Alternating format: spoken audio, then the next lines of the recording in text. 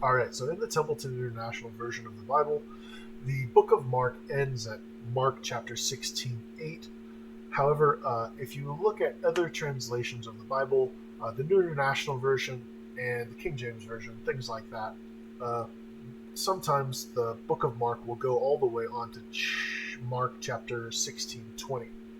Now, here in the New International Version, you can see that uh, it reads, some manuscripts have the following ending, right? Some manuscripts have an alternate ending. So if you do your research and you study ancient manuscripts, what you'll discover is that the Book of Mark actually has three different endings uh, to it: a short version, a medium version, and a long version.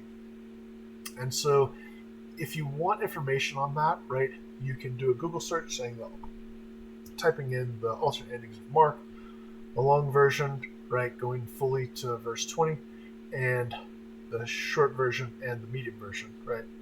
And so Wikipedia has tons of information on this. And if you don't trust Wikipedia, right, that's fine. You can absolutely do a search for the Mt.Sinai Bible or the Codex Sinaiticus, and you can go to Mark chapter 16, and this is the digitized version of the Mt.Sinai Bible, of the Codex Sinaiticus. And here you can go all the way down to the end of chapter 15, and here's the beginning of chapter 16. You can see on your screen, chapter 16, verse 1, and you can continue on to see that it ends at verse 8 here, and it does not continue on.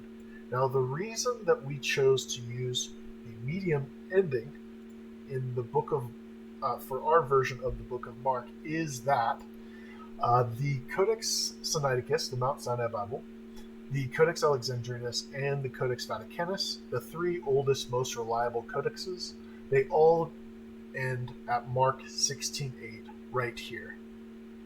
Now, we used the medium ending, which is as written, and you can go to our site at the TempletonBible.com or TempletonBible.com and click on the book of Mark, scroll all the way to the bottom, and here it will show the medium ending to the book of Mark.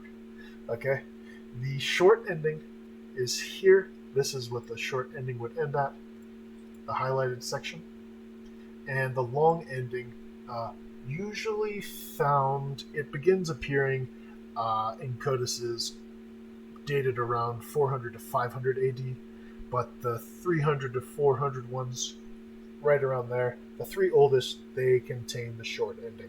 And so that is why the Templeton International Version of the Bible contains the short ending, right? We're very, very passionate about using the oldest manuscripts we can possibly get our hands on via museums, libraries, or online access. And so that is why the Templeton International Version of the Bible ends at Mark 16:8.